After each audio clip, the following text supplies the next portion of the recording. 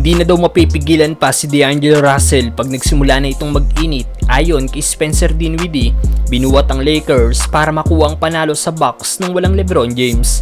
Sinelyuhan ang kanilang panalo. Russell gets past Lillard with 7 floater. Nag-bounce back nga po ang Lakers matapos sa matalo sa Sacramento Kings noong isang araw. Tinalo nga po ng Lake Show ang isa sa top seeded team sa East na Milwaukee Bucks sa dikit na laban sa skoro 123-122. Abante ulit ang Lakers sa 9th spot ng West sa may 35-30 na record. Wala nga po si LBJ sa Lakers dahil sa kanyang injury at pumalit si Spencer Dinwiddie sa starting 5 ng Lakers. First quarter, naging mabagal ang simula ng Lakers pero pagdating ng second at third, dito na nakalamang ang Lakers na kung saan na-maintain na nila ang kanilang lead. Pero pagdating ng fourth quarter, dito na nag-take over ang Bucks at nakuha ang lead sa home team. Pero dahil sa mainit na si D'Angelo Russell, muling nabawi ng Lakers ang lead at nakuha ang panalo. Nagtapos si Anthony Davis sa may 22 points, 12 rebounds at 5 assists. May 18 points, 5 rebounds at 7 assists naman si Austin Reeves. 12 points si Rui Hachimura. May 5 points, 2 rebounds at 3 assists kasamang game-winning block naman si Spencer Dinwiddie. At ang bumuhat sa Lakers ay si D'Angelo Russell na gumawa ng 44 points na kanyang Lakers career high. 6 rebounds, 9 assists, shooting 9 of 12 sa 3-point area. Last 8 points ng Lakers ay mula sa Lakers guard.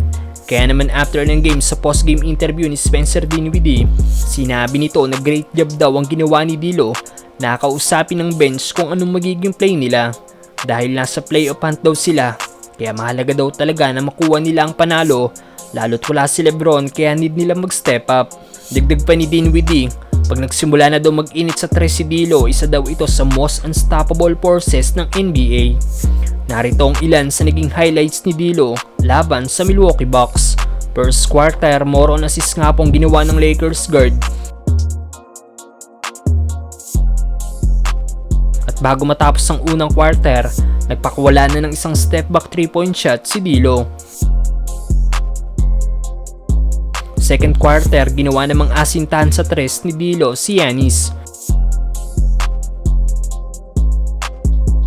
Inulit pa ni D'Lo ang kanyang step back 3-point shot sa guard ng Milwaukee na maging si LBJ ay gustong-gusto ang ginagawa ni D'Lo at napa-ice on his veins pa.